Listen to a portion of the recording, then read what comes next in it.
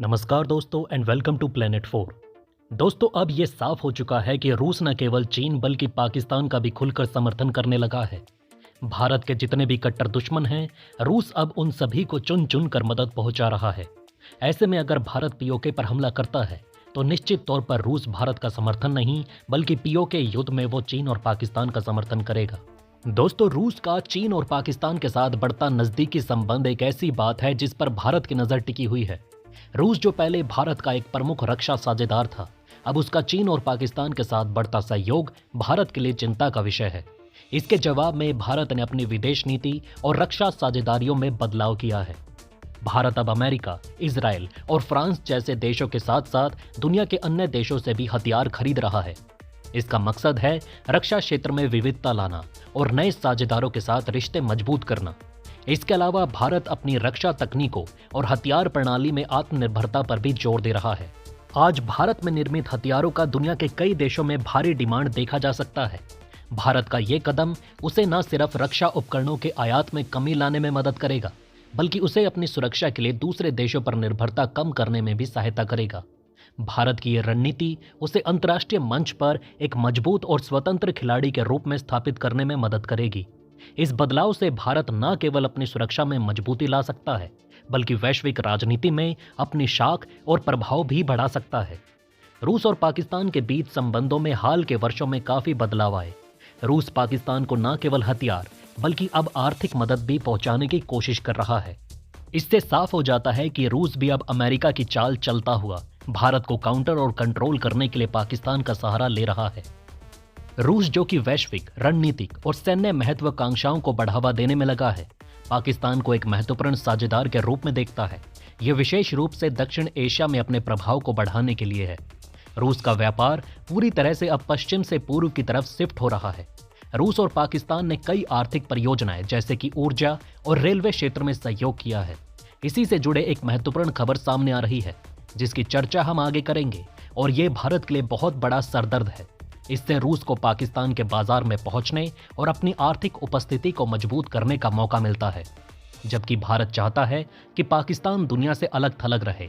जिस प्रकार चीन लगातार पाकिस्तानी आतंकियों की मदद करता रहा है, क्या ठीक वैसे ही अब रूस भी भारत में आतंक फैलाने के लिए पाकिस्तान की मदद कर सकता है? यह अपने आप में एक बड़ा सवाल है। पाकिस्तान के साथ सैन्य और सुरक्षा सहयोग रूस के लिए रणनीतिक रूप से महत्वपूर्ण है। इसमें सैन्य अभ्यास, हथियारों का व्यापार और डिफेंस टेक्नोलॉजी का आदान प्रदान शामिल है। रूस लगातार पाकिस्तान को हथियार सप्लाई कर रहा है, जो भारत के लिए बड़ी मुसीबत बन सकता है। भले ही रूस और भारत के बीच मजबूत संबंध हैं, लेकिन रूस पाकिस्तान के साथ सहयोग करके क्षेत्रीय संतुलन बनाने की कोशिश करता है।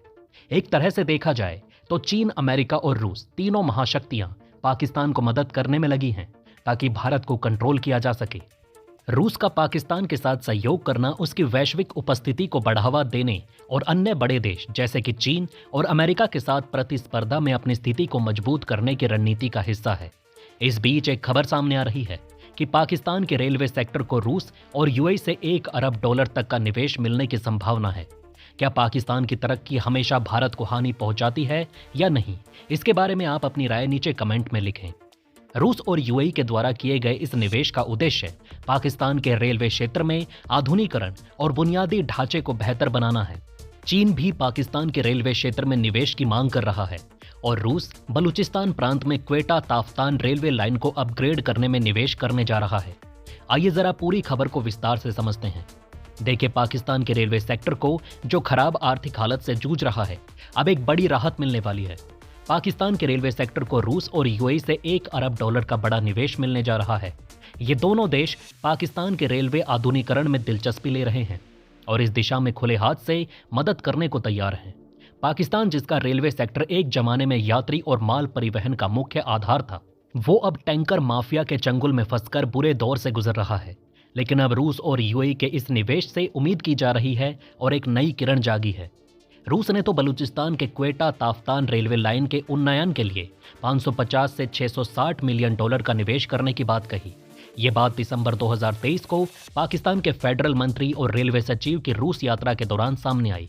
यही नहीं, यूएई भी पाकिस्तान के माल गलियारे के निर्माण के लिए भारी निवेश करने को तैयार है। ये दोनों देशों के साथ G2G फ्रेमवर्क समझौते पर चर्चा चल रही है। इस तरह के निवेश से पाकिस्तान के रेलवे सेक्टर को नई दिशा मिल सकती है और उसके आर्थिक हालात में सुधार हो सकता है। पाकिस्तान ने पिछले साल एक बड़ा रणनीतिक कदम उठाया जब उसने पिछली बार रूस से तेल आयात किया। ये कदम रूस के साथ उनके आर्थिक संबंधों को मजबूती देने का हिस्सा था। इसके अलावा रूसी सरकार ने पीटीआई सरकार के दौरान पाकिस्तान स्टील मिल्स में भी निवेश की रुचि दिखाई। इसी तरह यूएई भी पाकिस्तान में अपने निवेश को बढ़ा रहा है, जिसमें माल गलियारे के निर्माण में 350 से 400 मिलियन डॉलर का निवेश शामिल है। पहले से ही यूएई ने कराची में एक बंदरगाह टर्मिनल में निवेश के लिए समझौते किए। अब दुबई भी पाकिस्तान के रेलवे सेक्टर में भारी निवेश की योजना बना रहा है। पाकिस्तान सरकार इन निवेशों के जरिए रेलवे ट्रैक क्रॉसिंग शुल्क और ट्रैक शुल्क को और अधिक तर्कसंगत बनाने पर काम कर रही है। साथ ही रेलवे पुलों का उपयोग करने वाले केबल टीवी ऑपरेटरों के लिए नई दरें तय कर दी गई हैं। ये सभी कदम पाकिस्तान के आर्थिक और रणनीतिक विकास में महत्वपूर्ण भूमिका निभा सकते हैं। दोस्तों, आप नीचे कमेंट में बताएं कि क्या भारत को रूस के ऊपर पहले की तरह भरोसा करना चाहिए या नहीं। वीडियो में अंत तक हमारा साथ देने के लिए धन्यवाद। नमस्कार।